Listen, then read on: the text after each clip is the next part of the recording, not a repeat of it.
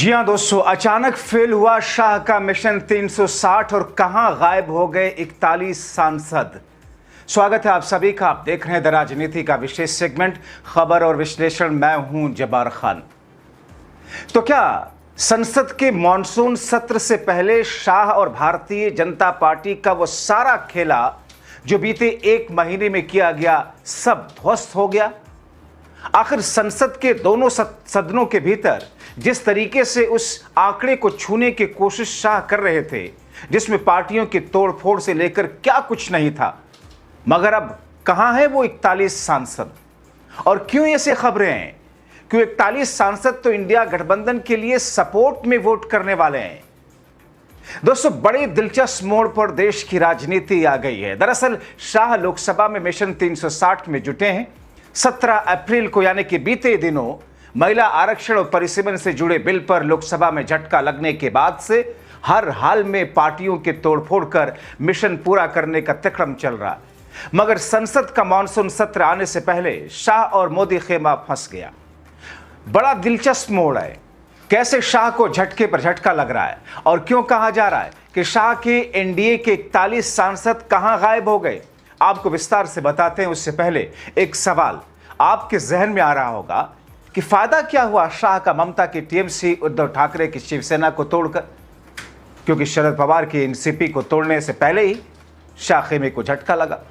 दोस्तों, एक एक करके सारी परतें खोलता हूं कि कैसे शाह भौचक्के रह गए। मगर उससे पहले आपको बताएं कि इस समय दिल्ली में और खास तौर पर बीजेपी खेमे में चल क्या रहा है। दोस्तों, भारतीय जनता पार्टी मोदी शाह के खेमे का पूरा फोकस केवल इसी जो परिसीमन का विधायक है संशोधन, इसी तक सीमित नहीं है, बल्कि एक देश एक चुनाव, न्यायिक सुधारों जैसे बड़े संवैधानिक बदलाव के लिए जरूरी है। सुपर मेजॉरिटी हासिल करने पर है। इसके लिए बीजेपी विपक्षी दलों में तोड़, नए सहयोगी जोड़ने, जरूरत पड़ने पर मतदान के समय विपक्ष की गैर हाजिरी यानी कि विपक्षी सांसदों को संसद से वॉकआउट करा देने के विकल्पों पर नजर रखें। इसे संसद के मानसून सत्र तक पूरा करने का टारगेट शाह ने बना रखा है। अब आप सोच रहे होंगे कि कौन सा टारगेट है? एक ऐसा टारगेट जिसके जरिए कम से कम अगले 10 वर्षों तक एनडीए की सरकार बनी रहे। क्योंकि दोस्तों, उसमें कैच जो है, मोदी के बाद कौन वाला धीरे धीरे सुलझ रहा है। शाह डिप्टी प्रधानमंत्री में बन सकते हैं। देश के एक बड़े मीडिया हाउस ने, टाइम्स ऑफ इंडिया ग्रुप ने उसकी एक खबर भी छापी, आपको बताऊंगा अगले शो में। मगर इस बीच में शाह के 41 सांसद, जिसका जुगाड़ करीब करीब शाह कर चुके थे, वो गायब ही नहीं, बल्कि राहुल की इंडिया गठबंधन के साथ वोट करने के लिए अंदर खाने तैयार हो गए। आपको जल्दी से पहले गणित समझाता हूं कि क्या चल रहा है। दरअसल मानसून सत्र में सरकार किसी भी हालत में अपना ड्रीम प्रोजेक्ट, जिसके जरिए कम से कम अगले 10 वर्षों तक मोदी शाह सत्ता में रहें, पूरा करना चाहती है। और वो है डिलिमिटेशन, परिसीमन, संविधान संशोधन विधेयक, जिसके जरिए हिंदी भाषी राज्यों में जहां हिंदुत्व के नाम पर बीजेपी मजबूत है और बीजेपी को उतनी सीटें हासिल हो जाती हैं जिसकी उसे जरूरत होती है, अब परिसीमन के बाद में उत्तर प्रदेश, बिहार, महाराष्ट्र भी इनका हो चुका है, अब बंगाल इनका हो चुका है, राजस्थान, मध्य प्रदेश, हरियाणा, यहीं से इतनी सीटें ये बढ़ा देंगे और जीत लेंगे कि इन्हें देश के दूसरे राज्यों से सीटें मिले ना मिले कोई फर्क नहीं पड़ता। यही इनका कैच है और 10 वर्षों तक सत्ता में बने रहेंगे। 2047 तक का टारगेट लेके ऐसे नहीं चल रही भारतीय जनता पार्टी। ये इनका प्लान है, मगर प्लान पलीता लग रहा है। दोस्तों, उस पर आता हूं, मगर कैसे, इसका थोड़ा बैकग्राउंड आप जानिए। संविधान संशोधन के लिए दरअसल दोस्तों अनुच्छेद 368 के तहत किसी भी संविधान संशोधन को संसद के दोनों सदनों में पास करवाने के लिए 2/3 बहुमत की जरूरत है, आप जानते हैं। मौजूदा वक्त में लोकसभा के 543 में से 540 सीटें हैं। अगर सभी सांसद मतदान करते हैं तो संविधान संशोधन के लिए 360 वोटों की जरूरत होगी।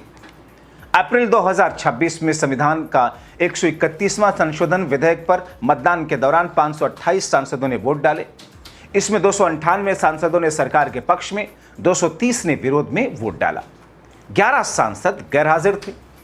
उस समय एनडीए के अपने 293 वोट थे, जबकि 5 अतिरिक्त सांसदों ने भी सरकार का समर्थन किया। एनडीए के भीतर सबसे बड़ा योगदान बीजेपी का था, जिसके पास 240 थे। इसके अलावा TDP 16, JDU 12, Shinde 7, LJP Chirag Paswan वाले 5 अन्य सहयोगी दल थे। उधर ऐसी खबरें आई कि बीजेपी कुछ गैर एनडीए दलों का समर्थन हासिल करने की कोशिश कर रही है। यानी कि अभी बीजेपी के पास जो आंकड़ा है टोटल मिलाकर के 319 का ही बनता है एनडीए के साथ में, यानी चाहिए 360 भाई 319, 41 सांसद। और उन 41 सांसदों का जुगाड़ शाह ने करीब करीब कर लिया था, जिसमें एनसीपी शरद पवार की पार्टी के 8 सांसद भी शामिल थे, जिसमें डीएमके के 22 सांसदों पर निगाह थी, जिसमें समाजवादी पार्टी का एक बड़ा धड़ा शामिल था। मगर 2 जुलाई आते आते स्थितियां बदल गई, 41 सांसद हाथ नहीं आ रहे। अब दोस्तों, तमिलनाडु के डीएमके पर निगाह 22 उनके सांसदों की थी। कांग्रेस और डीएमके के रिश्तों में हाल के दिनों में आई खटास के बाद शाह के लिए एक बेहतर रणनीतिक स्थिति बनी। कुछ मुद्दों पर डीएमके सरकार के साथ खड़ी हो सकती है, मतदान से दूरी बना सकती है। अब दोस्तों, जरूरी ये नहीं कि पार्टी टूट करके ही सरकार का समर्थन हो, जैसा कि अभी शाह के खेमे ने टीएमसी के साथ किया, उद्धव के साथ में किया, उनको तोड़ा और अपने साथ में लेकर आए। दूसरे, अब बीजेपी ने नहीं ज्वाइन कराया, वो पंजाब के आम आदमी पार्टी के सांसदों की तरह, राघव चड्ढा की तरह, कि वो तो सीधे बीजेपी में आ गए थे। मगर यहां एक बिल्कुल पश्चिम में, एक बिल्कुल पूर्व में, बंगाल और महाराष्ट्र में, दोनों जगहों पर अलग अलग पार्टियों में उन सांसदों को ज्वाइन कराया। अब कैच ये है कि अगर संसद के भीतर, इन पार्टियों को अब तोड़ना नहीं है शाह को, संसद के भीतर कैसे करके कुछ सांसदों को गैर हाजिर करवा देना। लेकिन वहां कैच ये है कि अगर व्हिप जारी होता है तो गैर हाजिर होने वाले सांसदों के खिलाफ में पार्टी एक्शन लेंगी, संसद ही जाएंगे। तो डीएमके के सांसदों पर निगाह, इसके अलावा जगनमोहन रेड्डी की वाईएसआर कांग्रेस के 4 सांसद अहम भूमिका निभा सकते हैं। फिलहाल विपक्ष की स्थिति संसद में क्या दोस्तों, आपको बता देते, क्योंकि एक तरफ सरकार का, दूसरा विपक्ष। टूट फूट से पहले इंडिया गठबंधन के पास 225 सांसद थे। इनमें कांग्रेस के 99 और पप्पू यादव को मिलाकर के 100, समाजवादी पार्टी के 37, टीएमसी के 28, डीएमके के 22, उद्धव ठाकरे गुट के 9 थे। लेकिन टीएमसी और शिवसेना यूबीटी में टूट के बाद विपक्ष में करीब 26 सांसद कम हो गए। हालांकि जैसे मैंने आपको बताया कि संविधान संशोधन में केवल पक्ष और विपक्ष में पड़े वोट ही गिने जाते हैं, जो सांसद सदन में मौजूद रहकर करेंगे। जो मतदान से दूर रहते हैं, गैर हाजिर हो जाते हैं, उन्हें प्रेजेंट एंड वोटिंग की श्रेणी में नहीं गिना जाता। यही वजह है कि अगर कोई बड़ा विपक्षी दल मतदान से दूरी बना लेता है, 2/3 बहुमत का वास्तविक आंकड़ा भी नीचे आ जाता है।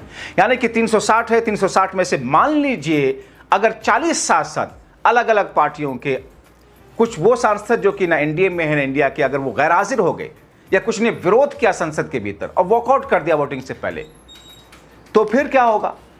फिर जो टोटल आंकड़ा है 360 का, वो घट करके नीचे आ जाएगा और उसमें से इतना नीचे आएगा कि वो 330 तक आ जाएगा। जाहिर सी बात, ये संख्या बल जुटाने में आसान होगा। राज्यसभा में दोस्तों क्या है, 242 सीटें हैं, सभी सदस्य मतदान करेंगे तो 161 वोट चाहिए। बीजेपी के पास अकेले 114 सांसद हैं, सहयोगियों के साथ मिलकर 140 प्लस है, यानी ऊपरी सदन में भी सरकार के पास पूर्ण विशेष बहुमत नहीं है और उसे संविधान संशोधन के लिए अन्य दलों के समर्थन की जरूरत है।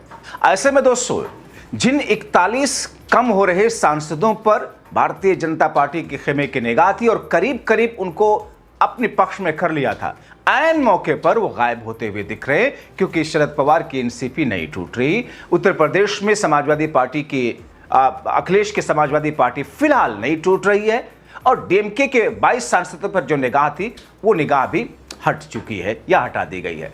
तो ऐसे में एक ही विकल्प सरकार के पास कि संसद में वोटिंग के दौरान कुछ सांसद गैर हाजिर रहे या वॉकआउट कर जाए।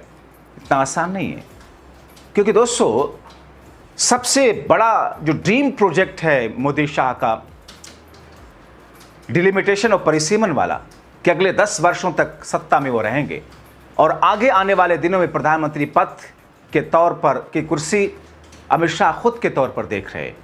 इसीलिए कई सारी चीज़ों की जुगत इस वक्त चल रही है। इसके अलावा भी 360 के बड़े टारगेट क्या है? 2/3 बहुमत के सरकार के पास परिसीमन, जैसा कि मैंने आपको बताया, 50% इजाफे के साथ में 850 सीटें कर करके हिंदी भाषी राज्यों के जरिए ही सत्ता में आती रहेगी। इसके अलावा एक देश एक चुनाव, ये भी दरअसल भारतीय जनता पार्टी चाहती है कि किसी तरह कर दे। उसे लगता है कि अगर देश के स्तर पर लोगों की जनभावनाएं जुड़ी हुई हैं मोदी के साथ में या मौजूदा वक्त में मोदी शाह की सरकार के साथ में, तो अगर उसी के साथ राज्यों को चुनाव करा दिए जाए सभी, तो वो जनभावना कम से कम 25% तो प्लस में जाएगी एनडीए बीजेपी। एक और है न्यायिक संविधान, न्यायिक संवैधानिक सुधार भी है, यूसीसी सहित ऐसे सुधार जिनके लिए भविष्य में संविधान संशोधन या व्यापक सहमति की जरूरत होती है। तो ये वो स्थिति है जिसमें भारतीय जनता पार्टी की, केंद्र की, मोदी की एनडीए सरकार इस वक्त जुगत में तो थी, लेकिन 41 सांसद हाथ नहीं लग रहे। आप क्या सोचते हैं? इन तमाम कड़ियों को जोड़ करके अपनी राय कमेंट बॉक्स में जरूर लिखें।